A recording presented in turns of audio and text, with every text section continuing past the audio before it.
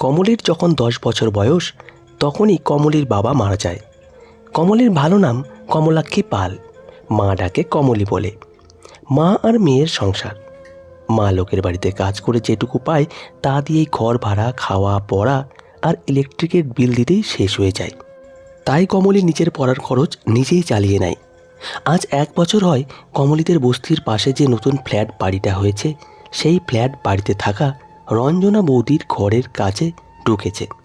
আজ সকালে কমলি রঞ্জনার বাড়িতে কাজ করতে আসার পর থেকে রঞ্জনা লক্ষ্য করছে কমলি কেমন যেন মনমরা হয়ে আছে। কাজ করতে এসেছে ঠিকই, কিন্তু কোনো কাজে কমলির মন নেই, তার মুখে কোনো কথাও নেই। যেই মেয়ে কাজ করতে এলে এত বকবক করে, প্রাণবন্ত সেই মেয়েটা আজ একেবারে নিশ্চুপ হয়ে আছে। রঞ্জনা বলে, কিরে কমলি, আজ একেবারে চুপচাপ, কথা বলছিস না কেন? কি হয়েছে বলতো? কই কিছু হয়নি তো বৌদি। কিছু তো একটা হয়েছে, তবে তুই না বলতে চাইলে আর কি করা যাবে? বললে পরে হয়তো কিছু একটা সমাধান করে দিতাম। না মানে দেখো না বৌদি, আমি এখন বিয়ে করতে চাইছি না, আর মা আমাকে দিয়ে বিয়ে করতে উঠে পড়ে লেগেছে। আমি মাকে বলেছি আমি আগে নিজের পায়ে দাঁড়াই, তারপর না হয় বিয়ের কথা ভাবা যাবে। কিন্তু মাকে তো কিছুতেই মানতে পারছি না গো। আমি এই পড়াশোনা করার জন্যই তো এত কষ্ট করে তোমাদের ঘরে কাজে ঢুকেছি বৌদি। মা বলেছে আমাকে আর পড়াশোনা করতে হবে না, বিয়ে দিয়ে দেবে এখনই। পরশু বিকেলে মায়ের ঠিক করা পাত্র আসবে আমাকে দেখতে, ওর মা, দাদা, বৌদি আর দিদি জামাইবাবুকে নিয়ে। ছেলে নাকি আমাকে আগেই স্কুলে যেতে রাস্তার কোথাও দেখেছে। ছেলের পছন্দেই ওদের পছন্দ। এবার ছেলে মাকে দেখাতে নিয়ে আসবে বলে বলেছে। সব কিছু ঠিক থাকলে হয়তো সামনে আষাঢ়েই আমার বিয়ে হয়ে যাবে বৌদি। পাত্রপক্ষের খুব তাড়া আছে, তাই মা আমাকে কিছু জিজ্ঞেস না করে ওদেরকে কথা দিয়ে দিয়েছে। ছেলে কলকাতার ধর্মতলায় ফুচকা বিক্রি করে। বিশ্বাস করো বৌদি, আমার এখন বিয়েতে বসার ইচ্ছা নেই গো। আমি পড়াশোনা করে নিজের পায়ে দাঁড়াতে চাই, তারপর বিয়ের কথা ভাববো। কিন্তু মা কিছুতেই মানতে চাইছে না। মা বলেছে বিকেলে তোমার কাছে আসবে আমাকে বোঝানোর জন্য। ও বৌদি, তুমি একটু বোঝাবে গো মাকে। এ কি কথা কমলি, তুই এবছর উচ্চ মাধ্যমিক দিবি? তোর এত কম বয়স, তোর তো এখনও বিয়ের বয়সই হয়নি রে। তোর মা কি পাগল হয়ে গেছে? আমিও চাই না তোর এত কম বয়সে বিয়ে হোক। ঠিক আছে, তোর মা এলে আমি তোর মাকে বোঝাবো, কিন্তু তোর মা না বুঝলে আমি কিন্তু অন্য পথ অবলম্বন করব। দরকার হলে তোর বিয়ে আটকাতে আমি পাড়ার কয়েকজনকে নিয়ে থানায় পুলিশ করব। তোর মা আগে আসুক, তারপর দেখি কি হয়। নানা বৌদি, এইসব থানা পুলিশ করো না, আমার এসব ভালো লাগে না। তার চাইতে তুমি দাদাকে বলে একটা উপায় বের করো যাতে বিয়েটা আটকানো যায়। দাদার তো খুব বুদ্ধি, দেখি দাদা আমার বিয়েটা আটকাতে পারে কি না। দাদা মানে অরূপ, সব শুনে বলে, ঠিক আছে, তোর মা আসুক আগে, আমি তোর মাকে বোঝাই। যদি তোর মা না মানে তাহলে অন্য কিছু একটা করতেই হবে। ঠিক আছে দাদা, আপনি একটু বোঝাবেন মাকে। সন্ধ্যে 7টা নাগাদ কমলির মা এলো। কমলির মাকে এত করে বোঝানোর পরেও কমলির মা বলছে যে কমলির বিয়ে এখানেই দেব, ওর বাবা নেই। আমি কি সারা জীবন ধরে কেবল মেয়ের বোঝাই টেনে যাব নাকি? আর আমি মরে গেলে মেয়েটাকে কে দেখবে বলো তো বৌদি? ভালো ছেলে পেয়েছি তাই আমি রাজি হয়েছি। ও বেশি বেড়েছে, মেয়ে মানুষে এতবার ভালো নয় বৌদি। তোমরা ওকে একটু বোঝাবে, ও তোমাদের কথা মাননি করে। রঞ্জনা বলে, দেখো মাসি, কমলিকে পড়াশোনা করতে দাও, ও নিজেই নিজের খরচ উঠিয়ে নেবে। আর এই কম বয়সে ওর বিয়ে দিলে তোমাকে কিন্তু পুলিশে ধরবে বলে দিলাম। কাজে যা করবে বুঝে শুনে করো।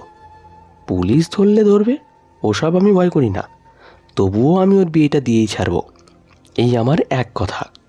পরের দিন সকালে কমলি কাজে এলে রঞ্জনা বলে, কিরে কমলি, তোর বিয়ের খবর কি? খবর আর কি বৌদি, মা তো কিছুতেই মানছে না। বিয়েটা আটকানো গেল না। আমি ভাবছি আমি ঘর ছেড়ে পালিয়ে যাব, যেদিকে দু চোখ যাই। তখন দেখি মা কী করে, আমার বিয়ে দেয়। দেখ কমলি, তুই এসব কিছুই করবি না। ঘর ছেড়ে পালিয়ে যাওয়ার কথা ভাবিস না, অন্য কিছু উপায় ভাব। আমি বলছি কি, ছেলে এসে তোকে দেখে যাক, তুই চিন্তা করিস না।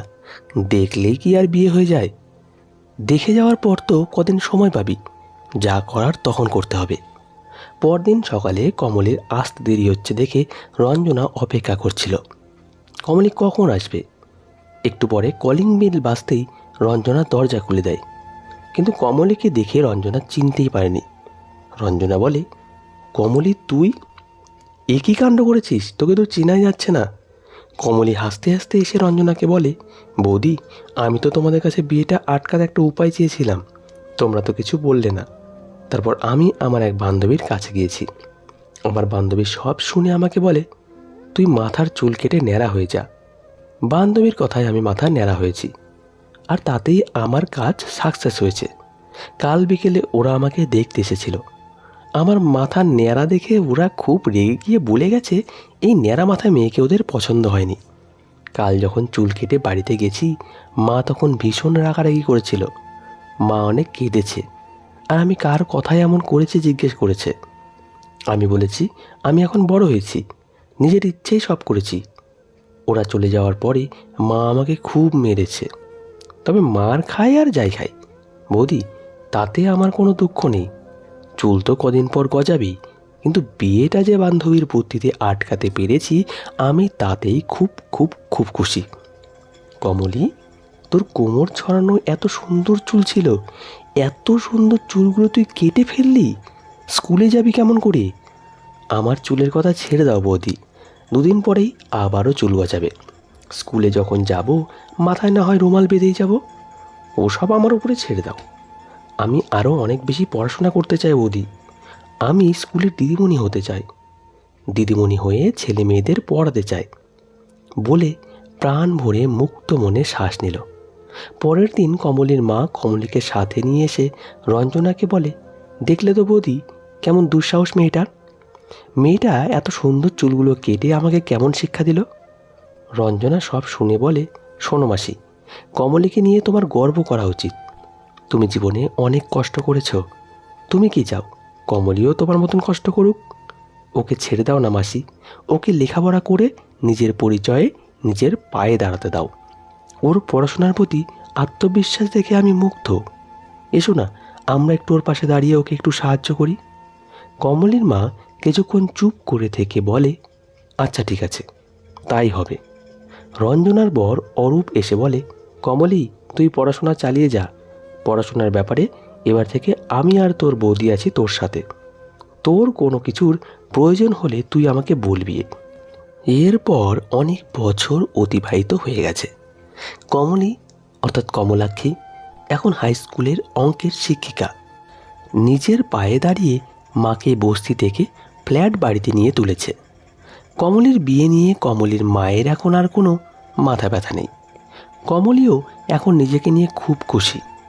আর দাদা বৌদি, তারা কমলিকে আশ্বস্ত করেছে কমলির পাশে তারা চিরকাল থাকবে। তো বন্ধুরা, আজকের গল্প এখানেই সমাপ্ত।